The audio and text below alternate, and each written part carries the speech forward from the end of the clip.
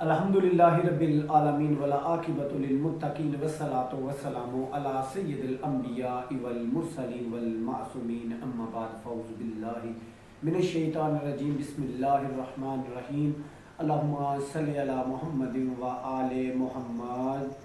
سامعین و مومنین یا علی مدد والغازی عباس علمدار ہمیشہ آپ کو خوش رکھے اور کوئی غم نہ دے سوائے غم حسین کے۔ آج ہم جس پہ بات کرنی ہے 28 سفر کو آقا دو جہاں احمد مجتبیٰ سید الانبیاء وجہ تخلیق کائنات، جس کی وجہ سے کائنات کو تخلیق کیا گیا، جس کے عشق میں، جس کی محبت میں اور اپنے نور کو جدا کر کے بشری پردوں میں لپیٹ کر دنیا میں بھیجا، اس کے لیے کائنات کی تخلیق ہوئی 28 سفر کو۔ وہ جن کے تربیت اور جن کو تمیز اور جن کو انسان سے بندہ بننے کی اور جن کو انسانی تمیز سکھا کر زندگی گزارنے کی یہ ساری ہدایات دینے کے لیے آیا تھا، انہوں نے اس کو زہر دے دیا اور وہ شہید ہو گئے۔ کیونکہ جو بھی انبیاء و مرسل اور معصوم ہوتے ہیں وہ شہید ہوتے ہیں۔ اس کی تحقیق بھی ہے کہ نبی مکرم صلی اللہ علیہ وآلہ وسلم کو زہر دیا گیا اور 28 سفر کو آپ شہید ہوئے۔ اس کی تعزیت ہم اپنے وقت کے امام، اپنے حاکم، اپنے مالک، اپنے وارث رحیم و کریم امام مہدی صلوات اللہ علیہ کی خدمت میں تعزیت پیش کرتے ہیں۔ اصل میں معرفت الہی کے بغیر کوئی معاملہ کسی حل کی طرف نہیں جائے گا۔ معرفت الہی کیا ہے؟ معرفت الہی یہ ہے کہ چہاردہ معصومین جو 14 معصوم ہیں، بلکہ تو ہے عین نور، تیرا سب گھرانہ نور کا۔ یہ نور کا جو گھر ہے، اس نور کو سمجھنا پڑے گا کہ یہ نور کون سا نور ہے، اور اس نور کے ساتھ اگر کسی نے ظلم کیا ہے تو وہ ظلم اس نے اس نور سے کیا جو اوپر نور ہے، اسی نور کا حصہ نیچے اپنے بشری پردوں میں لپٹ کر آیا ہے۔ اسی معرفت کو سمجھنے کے لیے سب سے پہلے تو ضروری ہے کہ عبادت تو تب ہوں گی نا جب علی اور اولاد علی سمجھ آئے گی، جب نبی مکرم اور آپ کی آل سمجھ آئے گی کہ ان کا کیا مقام ہے، ان کا کیا تحقیق ہے، کہ یہ کون سا نور ہے۔ وہ خود ہی تو نہیں بشری پردوں میں لپٹ کر دنیا کو تمیز سکھانے کے لیے آیا، اور دنیا نے آگے سے ظلم و ستم کر کے بتایا کہ ہم اس قابل ہی نہیں ہیں۔ جی شروع کروں گا میں انشاءاللہ آج نبی مکرم کی شہادت کے حوالے سے اور آپ کے فضائل کے حوالے سے۔ فضائل کیا؟ نور کا، جو اللہ کا نور دنیا میں آیا ہو، جس نے فضائل تخلیق کیے ہو۔ جی اگر کوئی خوبصورت ہے، اگر کسی کی آواز اچھی ہے، اگر کوئی سننے میں بہتر ہے، کسی کی نظر اچھی ہے، کسی کے اندر کوئی فن ہے، کسی کے اندر کوئی ٹیلنٹ ہے، یہ ساری دنیا کی جو فضیلتیں ہیں یہ ساری تخلیق کرنے والے تو خود مولا محمد مصطفیٰ اور آپ کی آل ہے۔ اس میں کوئی شک نہیں، ہمارا عقیدہ ہے کہ یہی وہ ہے۔ وہ اس کی معرفت تو بندے اور نطفے کے پیدائش کی کام ہی نہیں ہے۔ جی وہ ذوالجلال والے اکرام، وہ جو ہے جل جلالہ، اور یہ نیچے بھی ذوالجلال والے اکرام 14، یہ 14 بھی جل جلالہ ہیں۔ سمندر سے اگر ہم پانی لیتے ہیں تو وہ آپ کے ہاتھ میں آیا، جب وہ پانی دوبارہ سمندر میں جائے گا تو وہ سمندر ہی ہو جائے گا۔ وہ نور نیچے آیا انسان کو تربیت دینے کے لیے، انسان کی اصلاح کے لیے، پھر وہ نور واپس جا کے نور ہی ہوا ہے۔ میرے نبی نے نہیں فرمایا کہ ہمارا نور تب بھی موجود تھا جب وہ کچھ نہ تھا، ہم تھے اور وہ تھا۔ یعنی اس کا مطلب ہے کہ یہ معرفت سمجھنے والی بات ہے۔ کیسے؟ فضائل اور جتنی بھی 18,000 عالمین کی دنیا، ان میں پتہ نہیں کتنی سی دنیا ہے، ان سب کی تخلیق، زمین و آسمان، چرند پرند، سمندر، ہوا، سورج، چاند، یہ سب تخلیق ان کے کیے ہوئے ہیں۔ میرے مولا نے فرمایا تھا نا کہ یہ سب میرے حکم کے تابع ہے، فرشتے بھی میرے حکم کے تابع ہیں۔ تو کسی نے کہا یہ تو اللہ کے کام ہے جو مولا آپ خود میں بتا رہے، تو آپ نے فرمایا نیچے بیٹھ، تیری ماں تیرے غم میں ماتم کرے، یہ میرے کام، میرے فضائل نہیں ہیں، یہ تو میں کام ہے جو کر رہا ہوں۔ میرے فضائل سن کر آدھی دنیا مر جائے اور آدمی ویسے ہی دیوانی ہو جائے، پاگل ہو جائے، تم سے تو برداشت ہی نہیں ہوگا۔ اور میرے مولانا نبی نے فرمایا، حدیث ہے کہ اے علی اگر میں آپ کے فضائل لوگوں کو بتا دوں تو لوگ آپ کے پاؤں کی مٹی کو ایز اے تبرک اپنے گھر میں رکھیں اور وہ اس مٹی کو اپنی عبادت گاہ بنا لیں۔ جی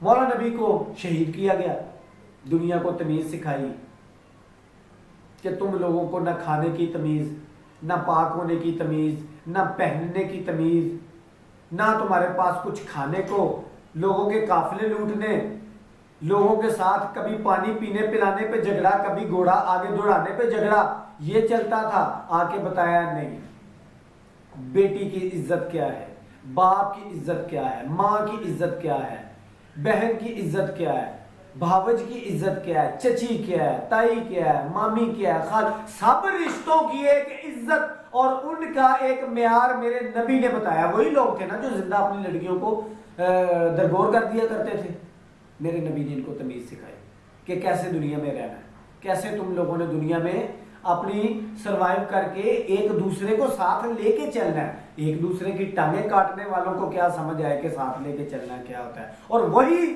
نمونہ اب چل رہا ہے۔ اور وہی انہی لوگوں کے ماننے والے آج بھی اگر کسی انڈسٹری میں کام کرتے ہیں، محلے میں رہتے ہیں، کسی جگہ پہ رہتے ہیں، وہ بھی کسی نہ کسی کی ٹانگیں ہی کاٹ رہے ہیں، ساتھ لے کے کوئی بھی نہیں چل رہا، کسی کا احساس کوئی بھی نہیں کرتا، اخلاق کسی کے پاس نہیں ہے، عزت و آبرو صرف رہ گئی ہے تو وہ ان لوگوں کے جن کے دلوں میں صرف علی ہے، باقی چھوڑ دے کیا ہو رہا ہے سب کو پتا ہے۔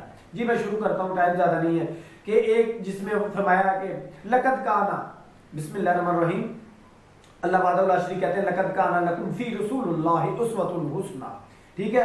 اس میں اللہ وحدہ لا شریک فرماتے ہیں تحقیق تمہارے لیے، لوگوں کو مخاطب کر کے، کہ تمہارے لیے میرا حبیب ایک بہترین نمونہ ہے۔ اگر تم لوگوں نے شادی بیاہ دیکھنا ہے، بیٹی کو دیکھنا ہے، ماں کو دیکھنا ہے، بہن کو دیکھنا ہے، بھائیوں کو دیکھنا ہے، اپنے اہل و عیال کو دیکھنا ہے، تو آپ نبی کی سیرت کو دیکھیں کہ میرے نبی نے کیسے کیا۔ اللہ نے خود آ کے لوگوں کو بتایا کہ ایسے کھانا کھاتے ہیں، ایسے بیٹھتے ہیں، ایسے پہنتے ہیں، یہ سارا کچھ دیکھیں جی آپ کے سامنے آگے۔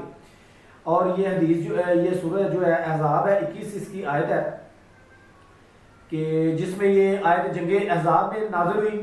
اس جنگ میں کوئی ایسی مشقت نہ تھی جو دوسروں نے اٹھائی ہو اور رسول اللہ نے نہ اٹھائی ہو، یعنی کہ اگر کوئی لوگ پتھر اٹھا رہے تو نبی مکرم بھی پتھر اٹھا رہے، مٹی بھی اٹھا رہے، پانی بھی لا رہے، لوگوں کے ساتھ اس طرح کر کے بتایا کہ کسی کو کم تر نہ سمجھنا، کسی کی دل ازاری نہ کرنا، ڈیگریڈ نہ کرنا۔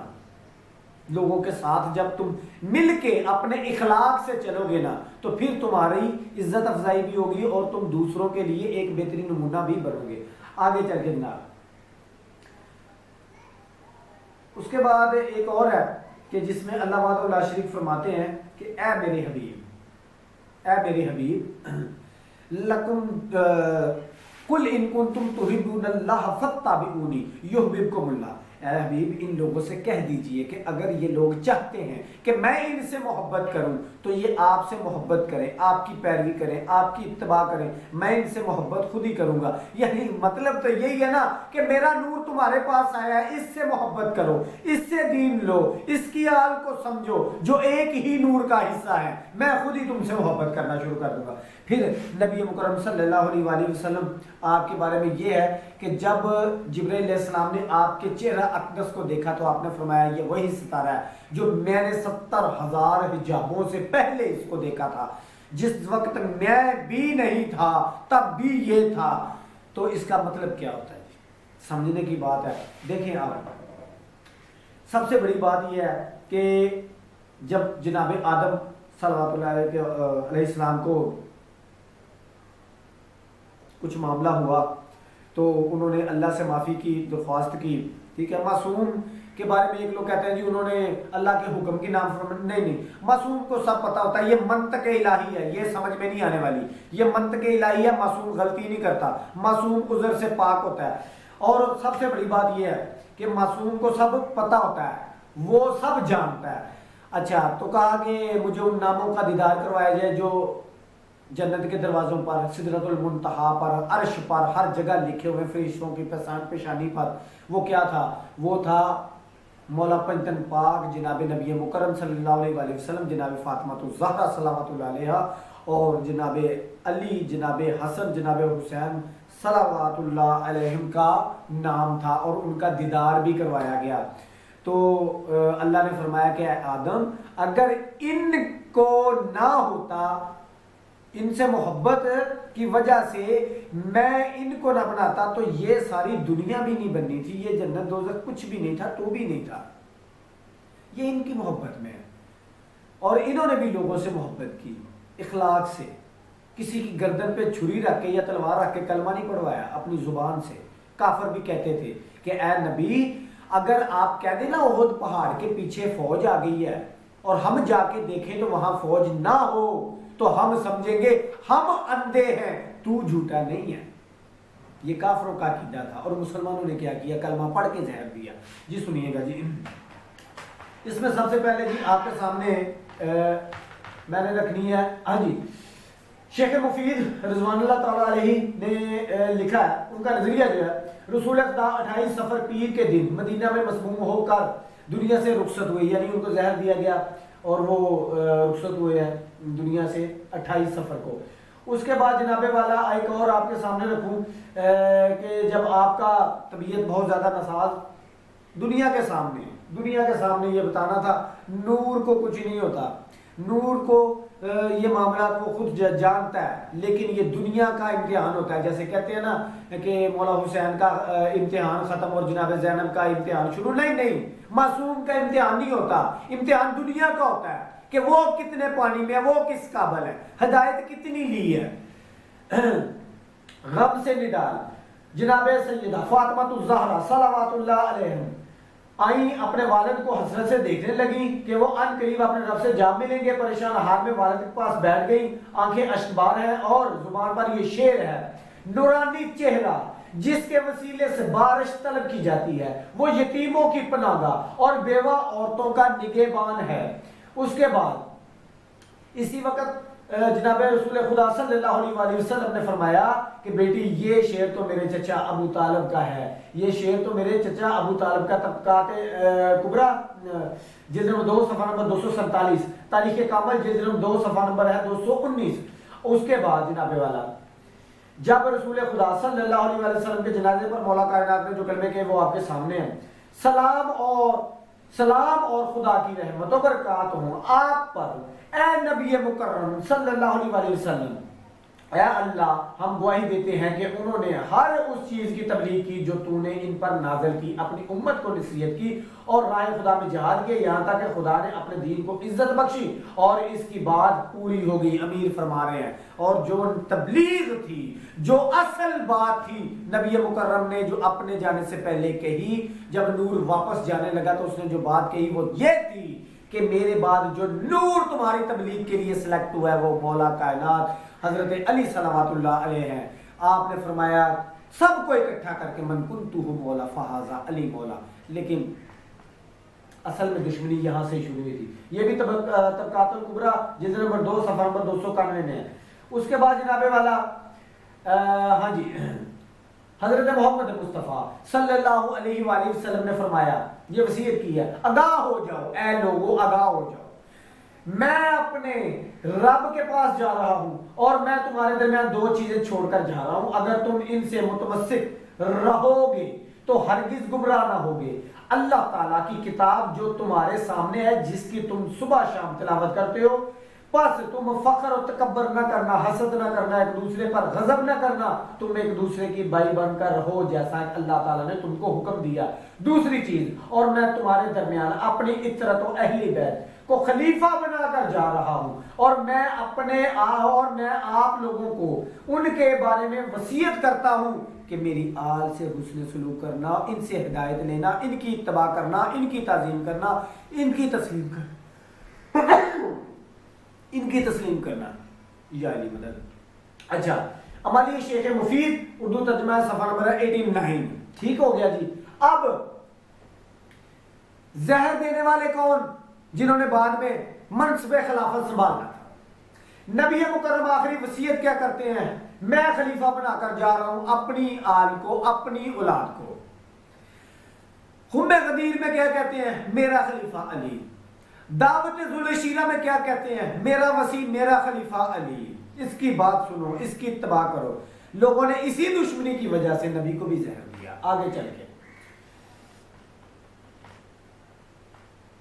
جی آگے جناب والا آپ کے سامنے یہ رکھنا ہے کہ جب امیر المومنین علی صلوات اللہ علیہ رسول خدا صلی اللہ علیہ وسلم کے غسل و کفن اور رموز سے فارغ ہو کر آپ نے لوگوں کو بلایا اور کہا کہ تم میں سے 10 افراد کا گروہ داخل ہو اور آپ پر درود پڑے۔ پس 10 لوگوں کا گروہ نبی مکرم کے حجرے اقدس میں داخل ہوتے اور آپ پر درود پڑھتے اور امیر المومنین درمیان میں کھڑے ہوتے۔ اچھا کیا درود کیا پڑھو؟ ان اللہ و ملائکتہ یصلون علی النبی یا ایھا الذین آمنوا صلوا علیہ وسلموا تسلیما۔ لوگ بھی امیر المومنین کے ساتھ اس آیت کی تلاوت فرماتے اور درود پڑھتے۔ اللہ کہتا ہے پڑھو درود۔ درود کیا ہے؟ اس پہ بھی بات انشاءاللہ کریں گے کہ سل کیا ہے، یہ سل کیا ہے، اور لوگ بھی پڑھتے۔ امالیہ شیخ مفید اردو ترجمہ صفحہ نمبر ہے 63۔ اس کے بعد جناب والا امام علی نے جب غسل کفن دیتے ہوئے یہ فرمایا میرے ماں باپ آپ پر قربان ہوں، ہمیں بھی اپنے پروردگار کے پاس یاد کیجئے گا، ہمیں بھی جب واپس جائیے گا اپنے نور میں جائیے گا تو ہمیں بھی یاد کیجئے گا، ہمیں بھی یاد کیجئے گا اور ہمارا خیال رکھیے گا، کیونکہ یہ نور جو ہے محمد مصطفیٰ صلی اللہ علیہ وسلم کا تخلیق ہوا سب سے پہلے۔ اللہ نے اپنے نور سے نور کو جدا کیا، پھر اس نور سے جناب علی علیہ السلام کو تخلیق فرمایا۔